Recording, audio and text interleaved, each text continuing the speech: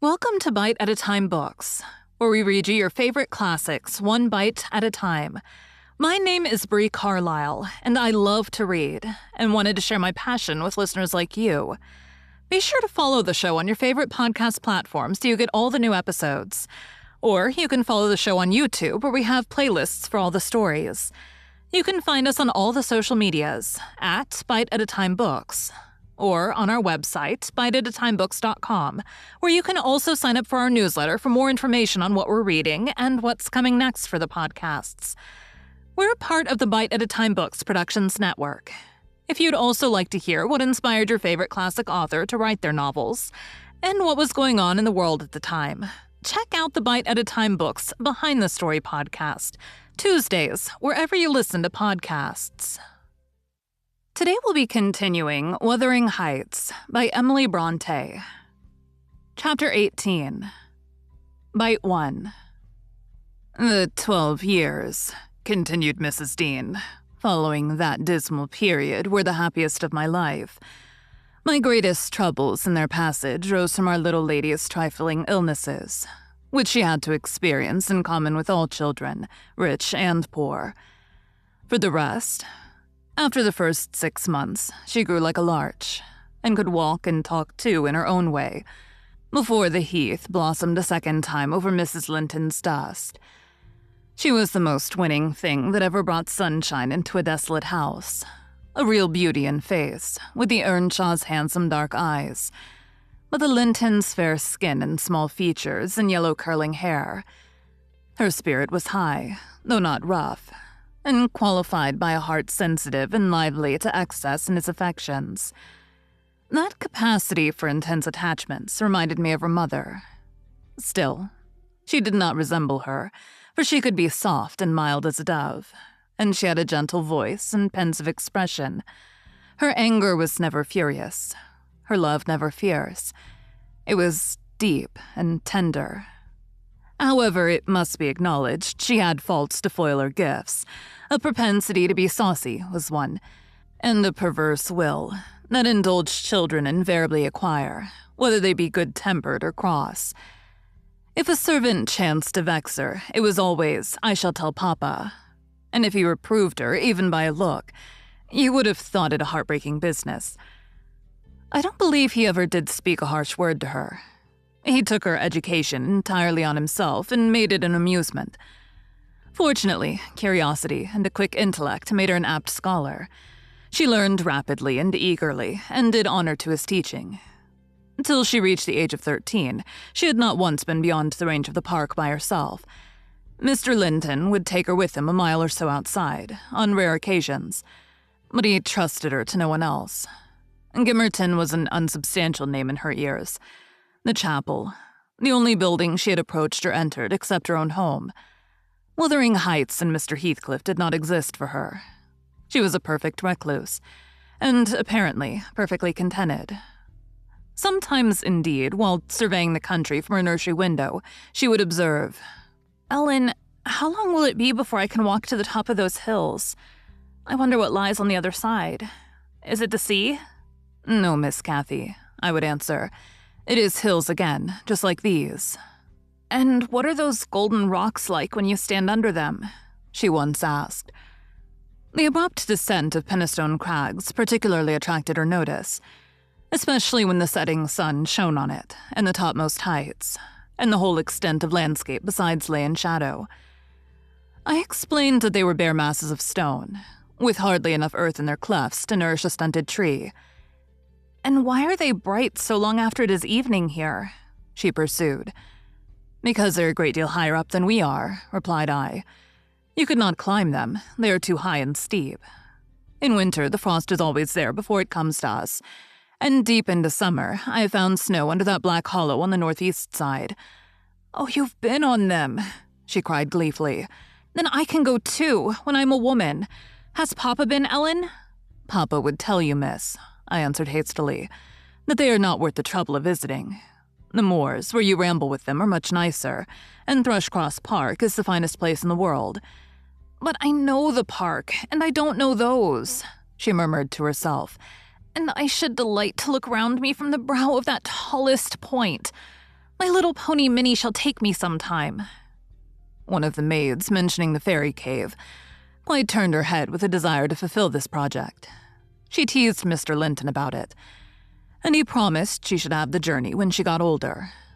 But Miss Catherine measured her age by months, and "Now am I old enough to go to Penistone Crags?" was the constant question in her mouth. The road thither wound close by Wuthering Heights.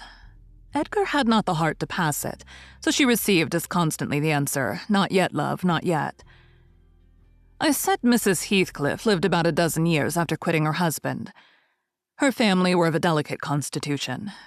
She and Edgar both lacked the ruddy health that you will generally meet in these parts. What her last illness was, I'm not certain. I conjecture they died of the same thing, a kind of fever, slow at its commencement, but incurable, and rapidly consuming life towards the close.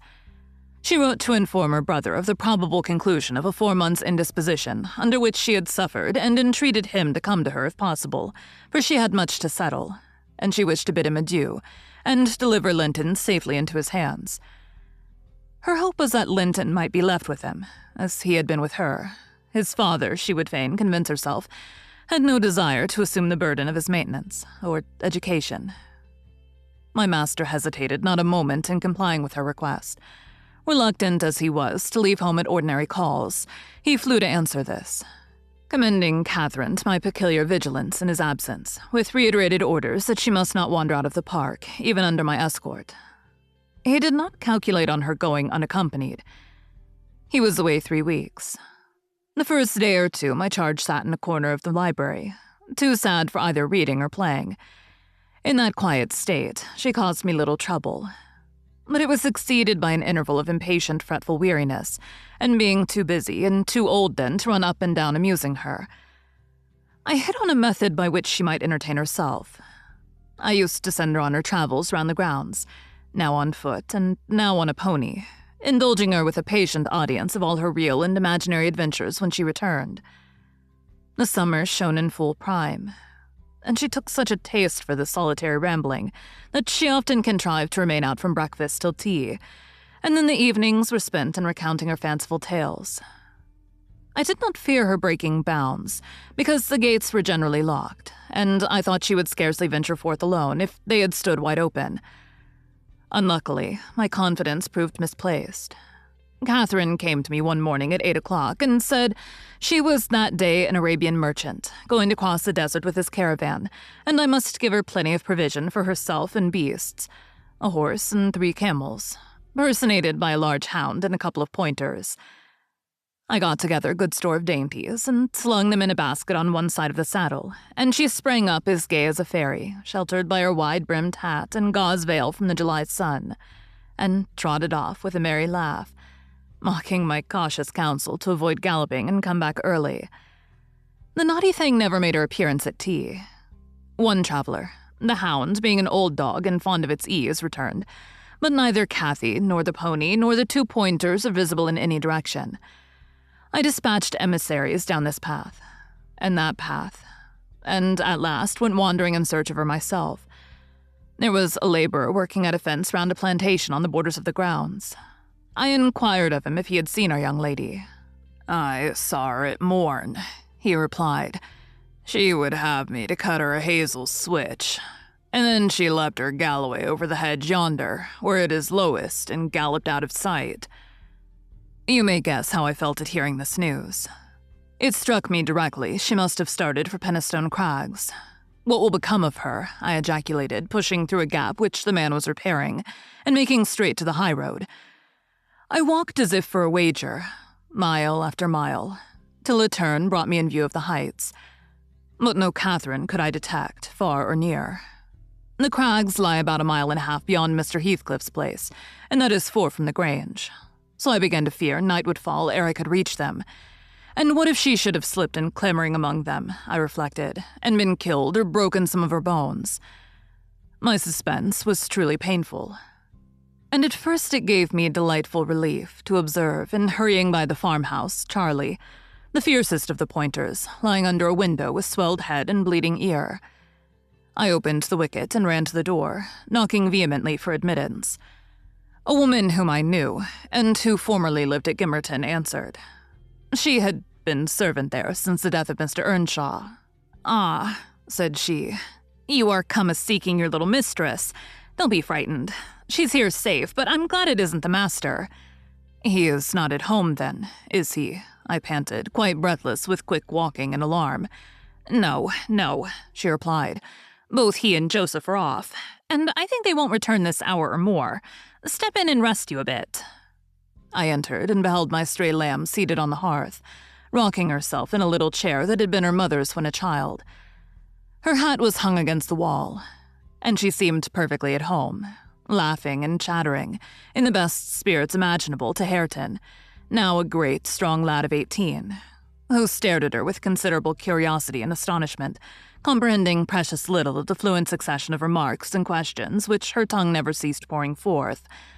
"Very well, miss," I exclaimed, concealing my joy under an angry countenance. "This is your last ride till Papa comes back. I'll not trust you over the threshold again, you naughty, naughty girl."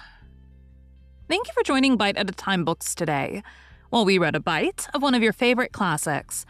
Again, my name is Bree Carlile, and I hope you join us tomorrow for the next bite of Wuthering Heights. If you enjoyed our show, be sure to follow us so you get all the new episodes. We would also love for you to drop us a rating on your favorite podcast platform. You can catch us on all the social medias at Bite at a Time Books, or check out our website, biteatatimebooks.com, where you can sign up for our newsletter. Our show is part of the Bite at a Time Books Productions Network.